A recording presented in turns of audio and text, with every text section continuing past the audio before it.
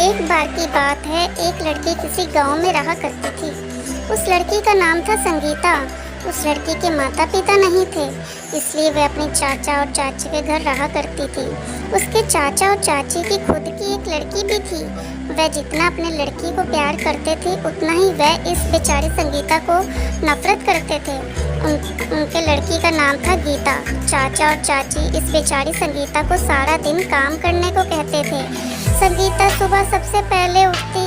सुबह उठने के बाद वह घर का सारा काम करती थी। छोटे काम से लेकर बड़े काम तक वह सारा काम कर लेती थी। जब जाकर अपनी चाची को उठाती, चाची उठने के बाद संगीता के ऊपर खुद चिल्लाती और उसके काम की कमी निकालती रहती। फिर भी संगीता उनसे कुछ न कहती।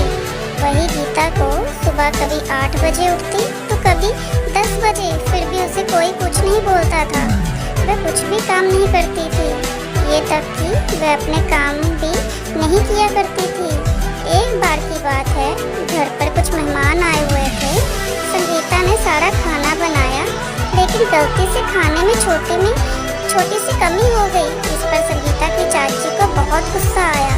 चाची ने सजा के तौर पर उसे घर से भगा दिया। संगीता बहुत रो रही थी। वह कह रही थी कि चाची, आपके अलावा मेरा कोई भी नहीं है, मैं कहाँ जाऊँ और क्या करूँ। फिर भी चाची ने उसकी एक बात ना सुनी और घर से बाहर निकाल दिया। संगीता घर से बाहर होने के बाद जंगल का रास्ता चुना। वह जंगल में चलती गई। शाम के समय वह जंगल के बीच में पहुंच गई। जंगल के बीच में उसे एक झोंपड़ी दिखी। संगीता मदद के लिए उस झोंपड़ी में गई। उस झोंपड़ी में एक बूढ़ी औरत रहती थी। उस झोंपड़ी औरत ने लड़की से पूछा, तुम कौन हो, कहाँ से आई हो।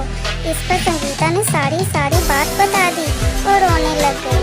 बूढ़ी औरत ने कहा, जिसका कोई नहीं होता उसका ऊपर वाला होता है।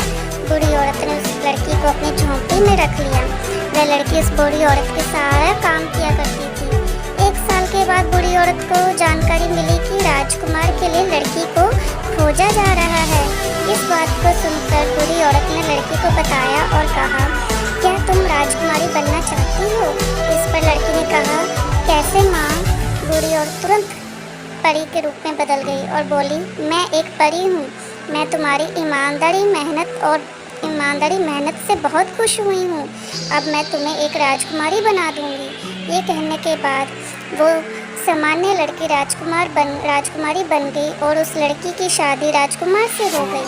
वह संगीता की चाचा चाची और बहुत गरीब हो गए। संगीता अपने चाचा चाची जिनसे बहुत प्यार करती थी और उसकी बहन गीता के आलस के कारण उसे बहुत प्रकार की बीमारियां भी हो गई। हेलो दोस्तों, आपको ये स्टोरी कैसी लगी प्लीज़ बताएं।